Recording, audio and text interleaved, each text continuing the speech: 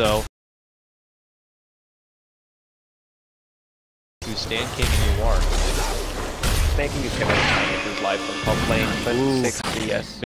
The coil onto CC&C. They coil walking back under the tower, but there's gonna be no kill for it. They're gonna use the shrine and come back. Same goes for the deceased heroes. Radiant's middle tower shouldn't have to take this abuse. It's gotta feel pretty good if you're Team Freedom there. I'd imagine when you're committing a coil like that, you're banking on getting the kill. They will also have to tag back and hit the shrine too. A good opening opportunity for Forev to kind of be able to work through the lane here until Flea makes a new impact in the laning phase. I love the build on the Storm Spirit. He went one electric vortex so he can hold it for the extra few hits, especially Night Stalker. Night Stalker is on bottom. Yes, he is. He's got an Ion Shell. Stan King already set up with a Thunder Strike. He could glimpse back if necessary, and there it is, pulling him away from the Dazzle, who is able to get the Grave off, but he's starting to run away from his friends, and then he will be quickly dealt with. Yawar is able to pick up that kill. He should have TP'd immediately. He had one ready. After he graved him, there was nothing to stop the TP, which is already used. A lot of at stake this game, so I guess people make more mistakes than usual. Absolutely. Stupendous. I think we've been seeing a lot of that tripling throughout the qualifier, but you can't really blame the players. I mean, when you think about it, and I've already said it quite a few times, so I'm sorry if I sound like a broken record, but this game alone secures you at least last place, obviously, at TI, which is $100,000 or whatever, with how ridiculous this prize pool is getting. Yeah, but you're not going into TI to secure yourself a last place. No, of course not. But like that's just already that first big jump in. You've made it. You're in. Your face is going to be on the compendium. People might be wearing your team's jerseys. It's crazy, you know. You just make a big leap of going from qualifier status into being potentially playing at the arena itself. Mid lane rotations now. Flea is back, and it's got one more minute of darkness to work with here. So we'll have to see if he's going to make any sort of opening happen. Even though they're still making kills work out here through the bottom lane, I'm sure he would like to make the pressure onto that puck if possible. Yeah, he should rotate to the bottom. There's not much kill potential anymore. Wolf was already charging into the bottom lane, looking to make a move onto Yawar. He dishes out the Hawks, and yeah, he does get the one little cute bump there, but that will be the end of it.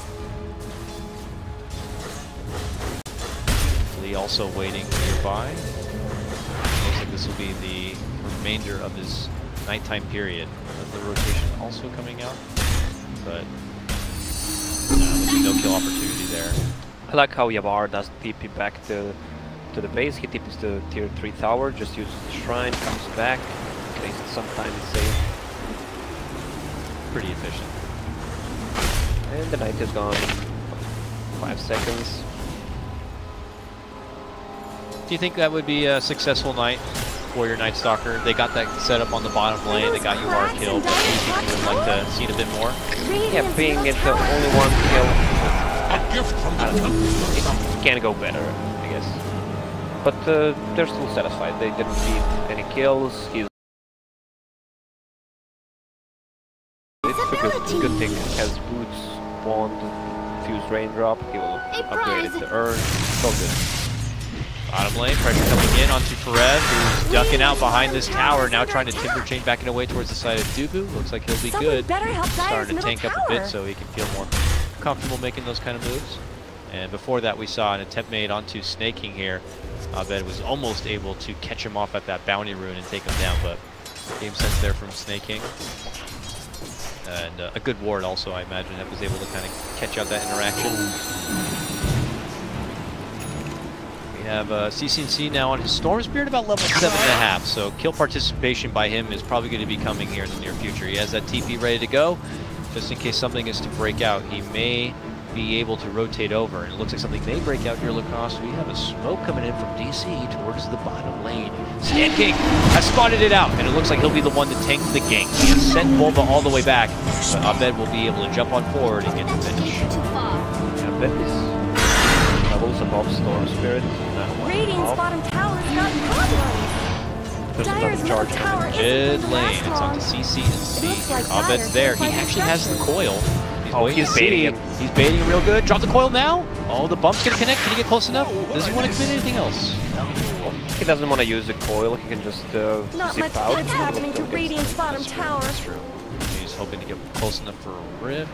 Even then, it's Radiant have fortified their structures. Well, at least for Red, Radiant's bottom doing tower's good on the got bottom lane. problems. So he's 2-0. They need to have Disruptor level 6 to actually kill him right now, or have Night Stalker during the night. Dubu will be able to snag up that haste room right in the face of Fleet and be able to head back bottom to the side of Forev. He's been totally delegated to this bottom lane by the side of Forev. Not much good's happening to Radiant's bottom too much tower. else. Where we saw more success, you know, in the last series where we saw him be a bit more proactive and moving around. Do you just think that is not necessary this game? That his position should be here where it is the bottom lane? Yeah, Nyx is not threatening at top until Disruptor is level 6 or it's nighttime, so the time lasts longer on Night Stalker. He's just there, saving 1 point if needed for Poison Touch, and he should not get it anymore. Yeah, that's... Charge in from Bulba, quick send back from Stan King, but Forev is already committed into the action. Snake King will be able to surge himself out and around and avoid the trouble. Stan King, that defensive support, continues to hide within those trees and be there the moment in need. Radiant's The problem middle tower is for Team under Freedom attack. right now is that they have 2 heroes jungling, which is natural, especially if you're pressured in the lane. You have Radiant's Troll top and tower Storm has Spirit looked who better. usually go to jungle.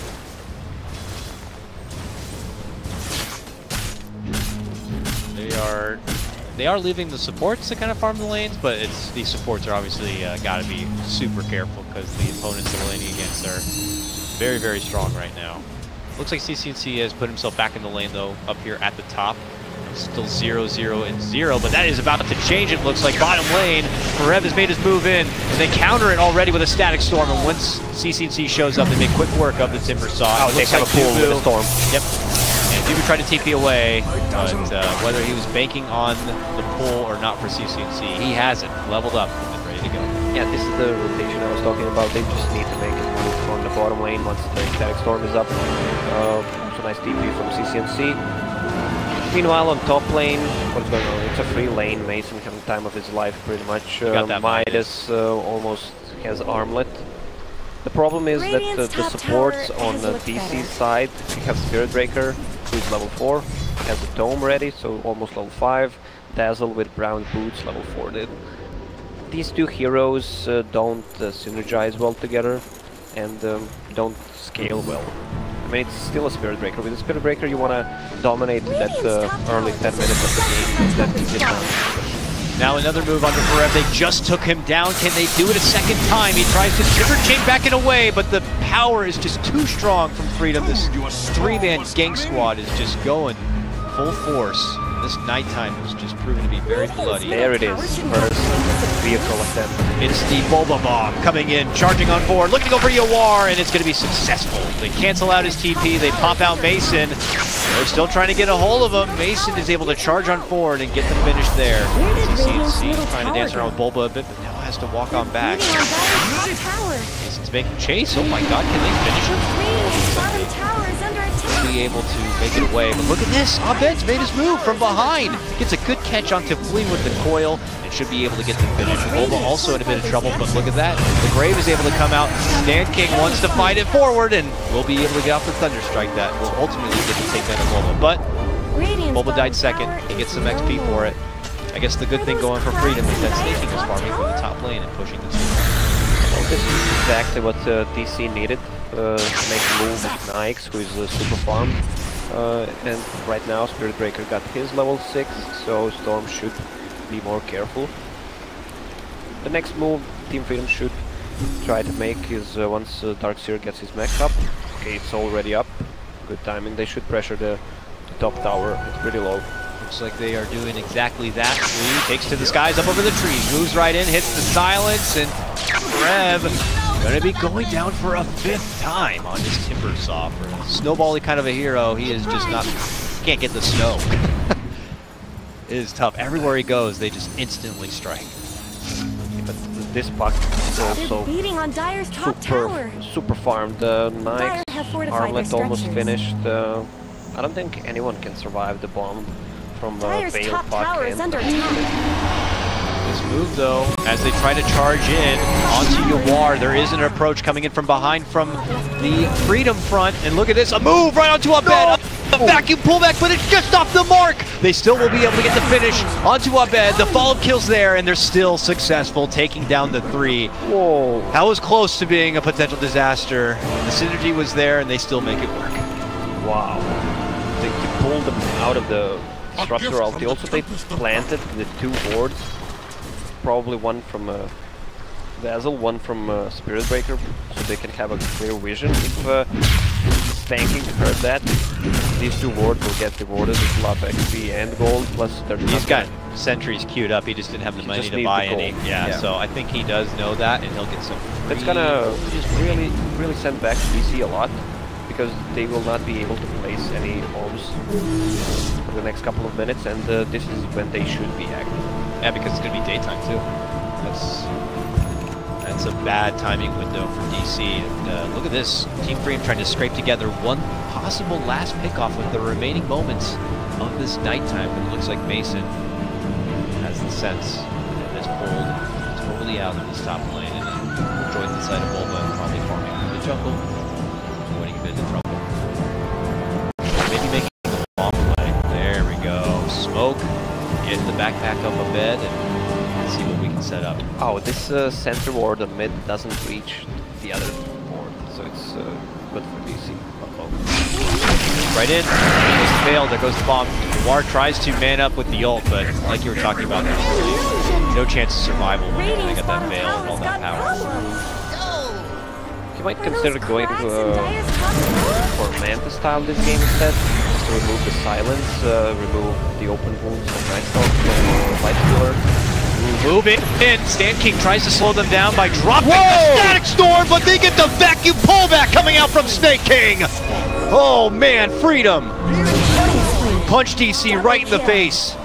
Whoa, I'm getting chills from all these combos Team Freedom is pulling off. Dang, Snake King just faintly misses the mark on the first one, but gets a huge connection there. And Nice has no mana. Running out and trying to make it away from that battle, has been spotted and being chased down from Flea with the Ion Shell. And as you mentioned, mana not there for Mason, so he has really nowhere to run. Maybe turn in the bowl, go to the Golem or something. Can't find anywhere. Ooh. What a play there. Was that 5-man vacuum or 4-man? I think it was 4-man. That was crazy though. They TP'd down there fast. It might have been just a bit too much to make that commitment onto Snake King. They made a mistake at the start, so they don't make any.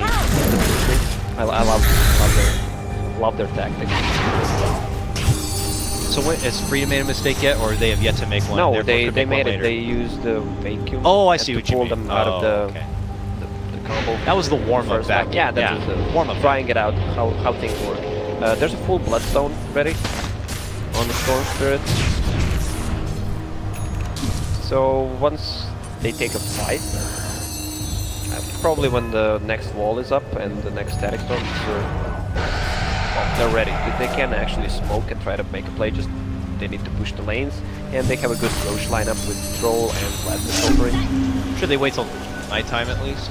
Or go sooner than that? Darkness is not ready yet, so maybe they should. Okay, CCC, thinking hard, looking to go for Forev, but can't get it done quite fast enough, and Maya's already spotted up, so the rotation's coming his way. Golden's already charging in, and I don't know, CCC doesn't seem to know what's going on, but now as Forev shows himself, he makes a harder dive back. You can see the Freedom TPs begin to come in. No overcommitments this time. This is why I don't like the tower selfing. You have a hero who did nothing in the lane except feeding pretty much. You can see by the score, if someone has 0x0, that hero is doing nothing. Radiant's top tower is under attack. Yeah, you're kind of just hoping that he gets that magic item now or something, or gets to that certain level that just turns on Timbersaw and makes him a hero in the game, but you know that potential's not quite there, and he's going more versatility pickup as he tries to finish out, you know, the pipe, which, you know, it will help. Some of the magical burst fire coming out from CCC, and of course the static storm, stanking and stuff, but yeah, that's not the vicious core Timbersaw that we come to know. I'm also surprised the Night Stalker didn't finish the urn from his raindrop. It's so good against the Dazzle and the Grave. You just once he uses a Grave, you just use it and he pretty much dies if he doesn't have sticks or heal coming up.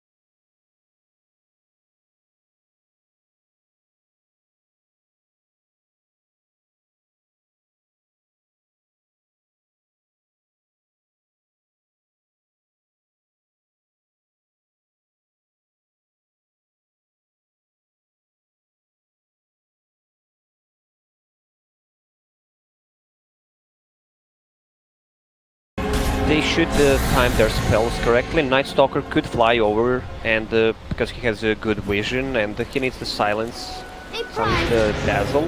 They already committed the Disruptor ulti on Nike, so there's no need. A little bit of misplay there, which costed them just to waste a lot of times and spells. But also good armor toggle by Lifestealer. And he got so angry at Stan King that he even tried to make that fight happen. He just turned around and beat him down in 3 punches. He went for Echo Saber build. That's not usually what you see on Nikes, especially when you don't have a hero like Magnus or I don't know, say Invoker. So you put a Alacrity on him, so you have that double hit with a cleave. Yeah. Maybe just more burst damage. That's so into AC, I guess. A Basher if they want to lock down for a storm. They found Flea. Flea was moving in, trying to get a hold of that Invis rune. Snaking shows up. They're all spread in. He wants to chop at him a bit with his Ion Shell, but they're moving in hard. He helps out with the pipe. Now the move's there from CCNC. Coming from behind him with the vacuum. They quickly take out Bulba. Static Storm going to be dropped, but it doesn't find anyone to lock inside. Forev now wants to get into the fight. Moving in, trying to slash apart Snaking here. They need a bit more. And they will get it. Hobbit from the back end side moves in and pops out all of the damage to be able to clean things up. Lifestealer, so tanky, 2k HP. He would prevent for damage on the talent tree. Feels like he's tanky enough. Boy, oh boy. This troll needs to get back into the game somehow. He's sitting on 9k net worth, but still I don't feel like he's doing that much. A couple of times, but outside of farming, I don't think he was there to participate in the kills. He's there to participate globally with his ult, but yeah, it really hasn't been on the positive end of a lot of the action for Freedom for what has been going positively for them. CCNC, looks like they're pinging right on Perez's position here. He's trying to rush his way that direction, but CCNC has found a juicier target in Dubu. Moves right in, pulls him back, and Lee will tag him up with a silence just to be safe.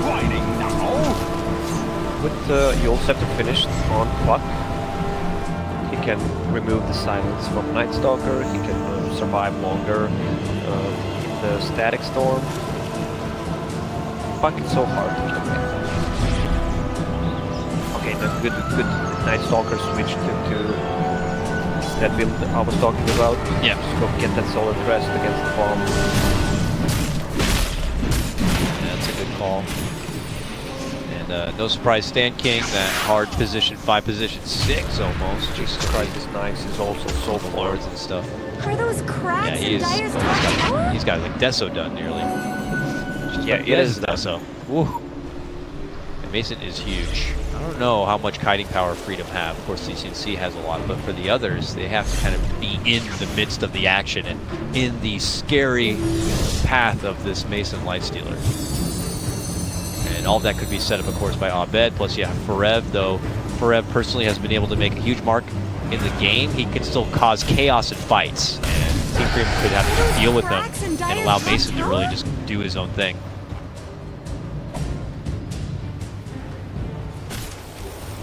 Team Freedom doesn't want to take a fight before the Orchid is finished, especially for that Knight, and they have a lot of silences. One for they need to control the Dazzle in a fight. One of the silences either from Night Stalker or an Orchid, or just pull him so he can't get the Grave off, and he's such an easy target. Here we go, Bed Bomb. Everyone has their items up, so both teams, they want to fight now. Guardian Greaves, Orchid. On the Team Freedom side there's Deso, and you have, what else was finished? For Freedom side? Dyer's middle tower Yeah, you have the Defusal one throw. Yeah. Here's Freedom, they've smoked, they're heading right across their ancient camp.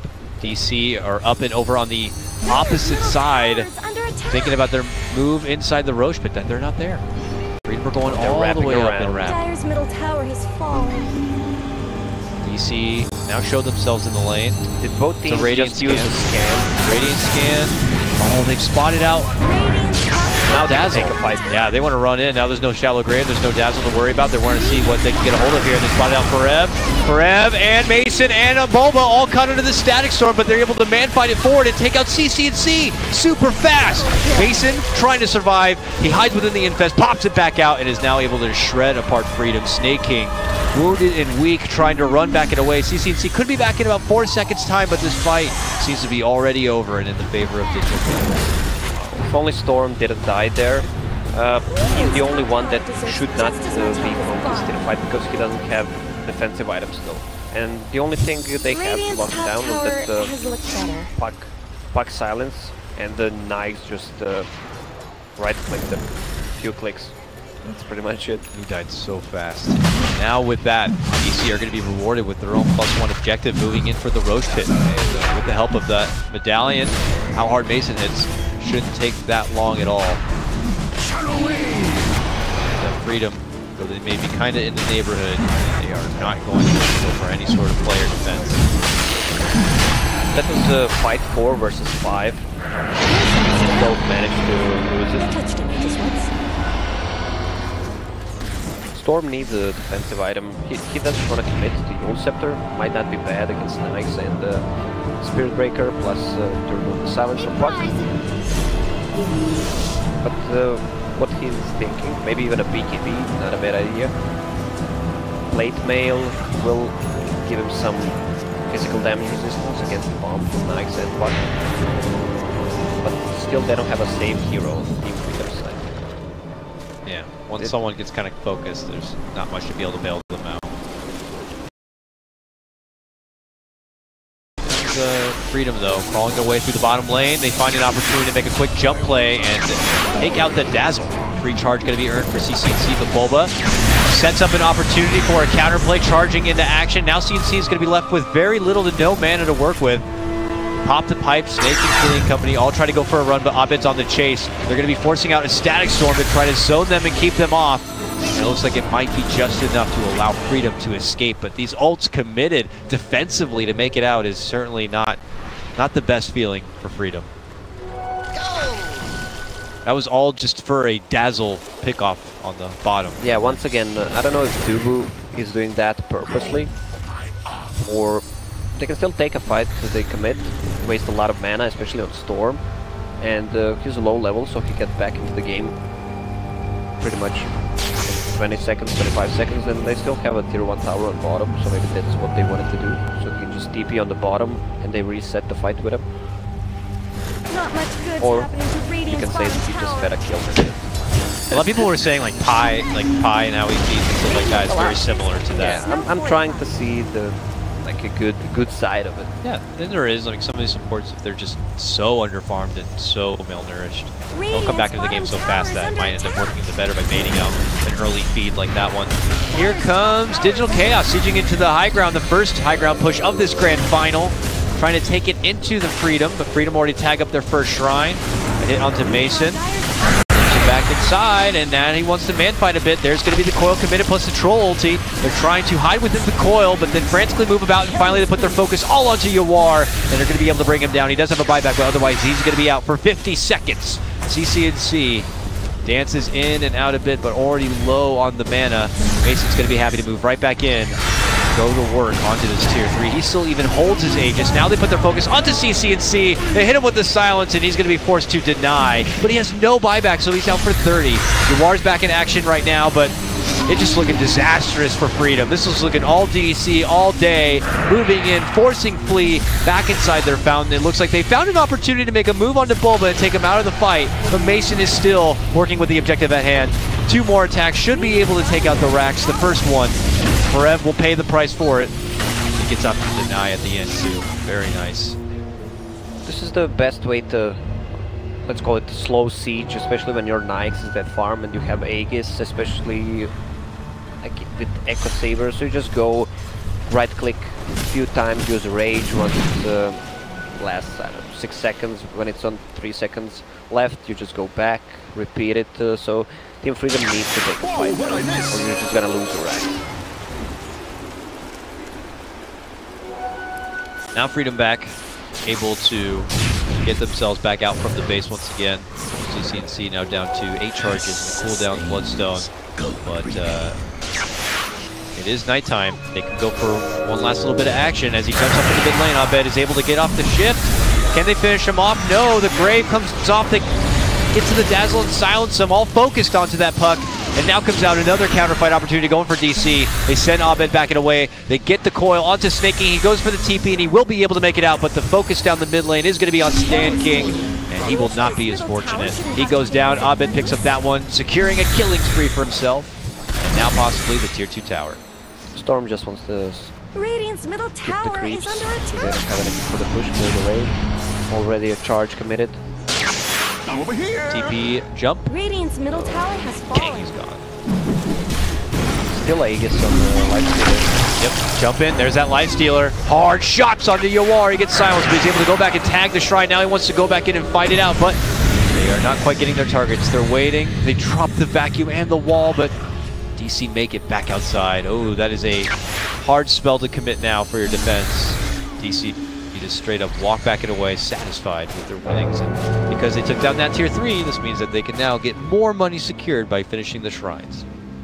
There is not a single kiting item on the side of Team Freedom yet. You need to have one against Nyx. I see Darkseer has one queued up. 4 staff, but he doesn't want to buy it. He wants to save the buyback if they focus him. A prize. But they needed it. This fight and the previous one just remove the focus from the Storm, force him out of the fight. Oh, mid lane, they have that coil set up onto Snake King. He does get the help with the glimpse sent back. And Bulba wants to charge in. It looks like Snake King's going to be fine. Shrugs off the gank. Thanks to his team. And makes it back mid. I mean, you do make a good point. A lot of these mobility items would be very useful to try to kite away Mason, but we got to give credit to Abed. He's been laying down some sick coils and allowing Mason to be right inside the fight. Difficult for Freedom to even step away, but it is going to be something to deal with here. Mason now has a double damage rune as he ascends into the mid lane. Oh my god, look at the damage on this tower. Yeah, that's 18 deaths, so Jumping from CCNC, this is a straight up jump. He's not looking at TV, back to the fountain and puts all of his focus onto Mason. Mason is going to get hit with the Grave. They have the Static Storm, the pullback vacuum, the kinetic field, all to hold him inside. But can they even get down that Aegis? No! They turn back onto CCNC and they will be able to finish him off. He's forced to buy back as this is the final hurrah for Freedom for game number 1. DC could back out now, make the safe play, and really have a leverage in this game, but it seems like that might be the play. Freedom are in desperation mode at this point. After repositioning, it looks like they're not going to be able to get anything from this, and they straight up throw in the towel. Game number 1 of this grand final is going to belong to Digital Chaos. they had so much lead that they blew it all the way. They try to focus